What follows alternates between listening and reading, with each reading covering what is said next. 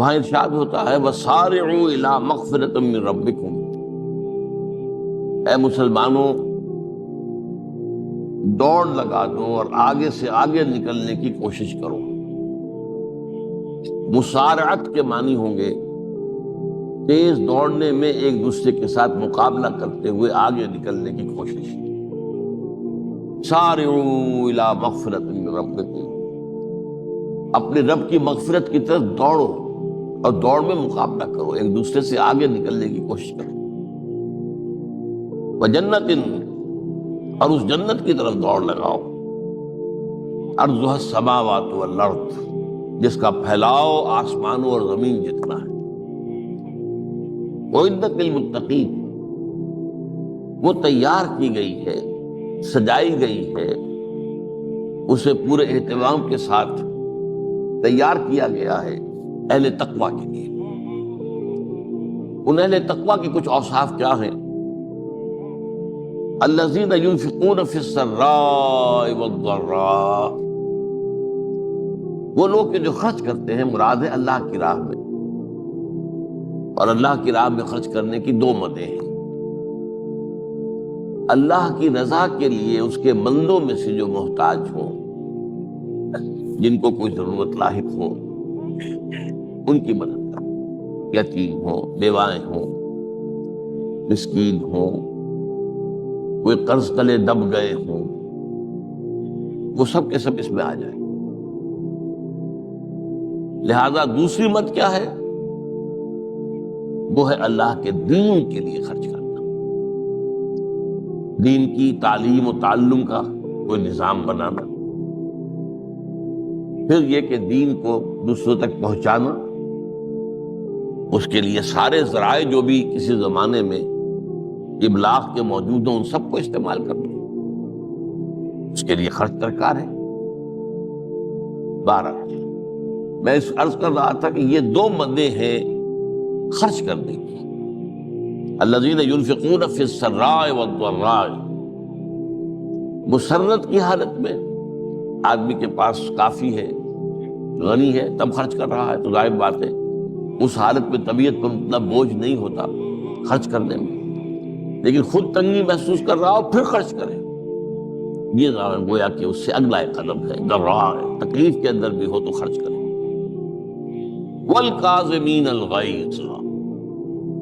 اور وہ لوگ جو اپنے غصے کو پی جانے والے ہیں، والعافین عن الناس،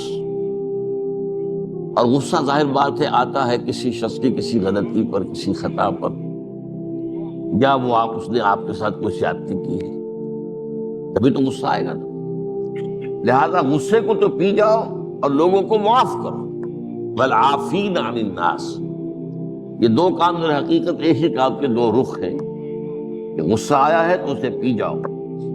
اور جس شخص نے بھی تم پر زیادتی کی ہے، تمہارے خیال میں زیادتی کی ہے، ہو سکتا ہے وہ اپنی جگہ پر صحیح ہو، لیکن یہ کہ بہرحال تمہیں غصہ آیا ہے،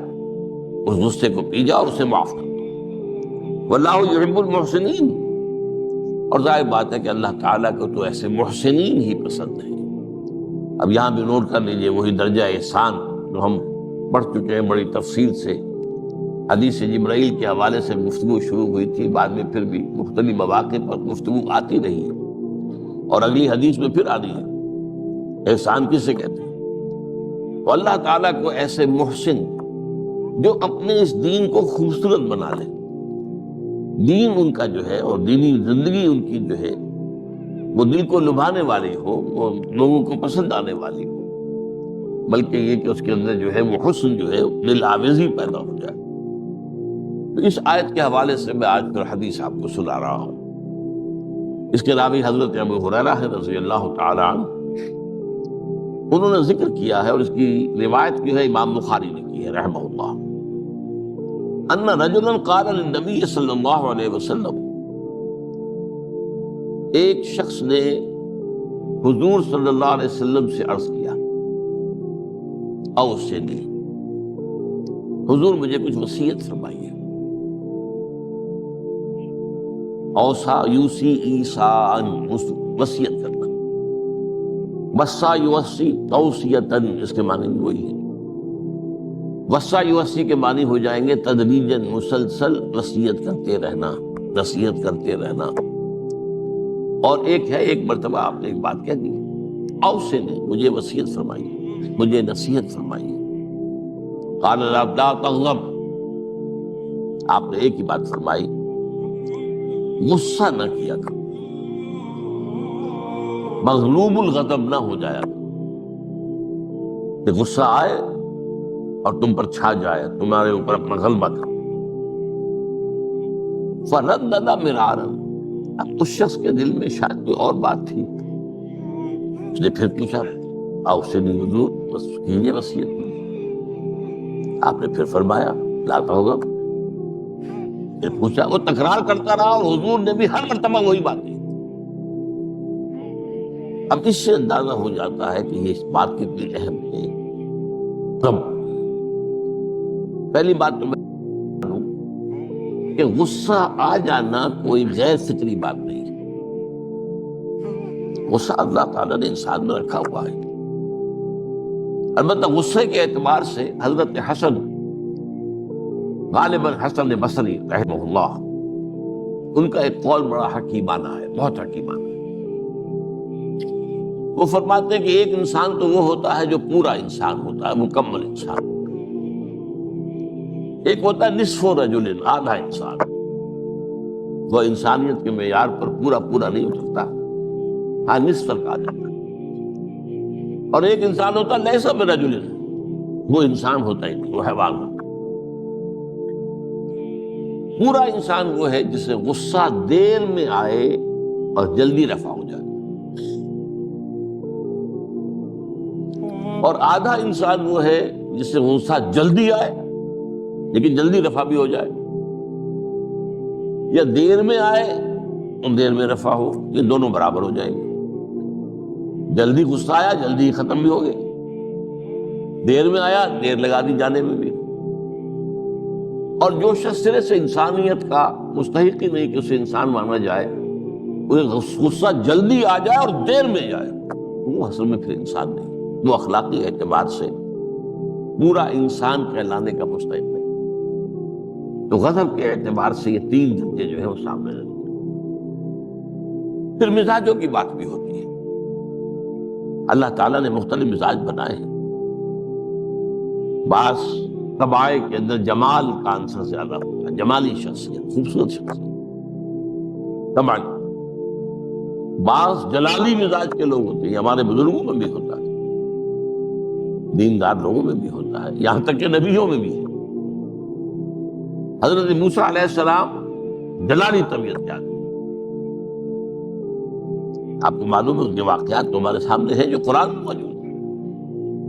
ایک قبطی کا اور ایک اسرائیلی کا جھگڑا ہو رہا تھا، اس اسرائیلی نے مدد مانگی تو حضرت موسیٰ نے ایک مکہ لگایا ہے اس قبطی کو اور اس کی جان نکال دی۔ تو ان کے غضب کا، ان کی جلالی طبیعت کا یہ حال ہے۔ اور اس کا سب سے بڑا نقشہ جو قرآن مجید میں آتا ہے کہ جب اللہ تعالیٰ نے جب ہجرت ہو گئی اور مصر سے حضرت موسیٰ علیہ السلام اپنی قوم کو لے کر، بنی اسرائیل کو لے کر نکل آئے، دریا یا سمندر بھی اللہ نے پار کرا دیا، سمندر کو یا دریا کو پھاڑ کر، اس کے بعد وہ مرحلہ آیا کہ انہیں اب شریعت دی جائے، اس لیے کہ اصل میں ہجرت کے بعد پھر شریعت آتی ہے۔ ہجرت سے پہلے کا وقت جو ہے وہ تو ایک کشاکش کے اندر گزرتا ہے، جیسے کہ 12 برس حضور کے مکے میں ہے، ایک کشاکش ہے جسے ہم عام طور پر کشمکش کہہ دیتے ہیں، ایک سٹرگل ہے، اس میں مصیبتیں ہیں، تکلیفیں ہیں، مارے کھائی جا رہی ہیں وغیرہ وغیرہ۔ تو ابھی کسی تفصیلی شریعت کے لیے جانے کا موقع نہیں تھا۔ نماز بھی جا کر 5 وقتہ جو ہے وہ سن 1190 میں فرض ہوئی ہے، یعنی آپ سمجھئے کہ ہجرت سے 1-1.5 سال پہلے۔ اس کے علاوہ زکوٰۃ کا کوئی نظام ابھی باقاعدہ کہ یہ اتنے میں سے اتنا کوئی نہیں۔ ہاں عام طور پر لفظ زکوٰۃ استعمال ہوا ہے، اپنے مال کو پاک کرو، پاک کرتے رہا کرو، مال میں سے صدقہ خیرات نکالتے رہا کرو، اس سے وہ مال پاک ہو جاتا ہے۔ تو اسی طریقے سے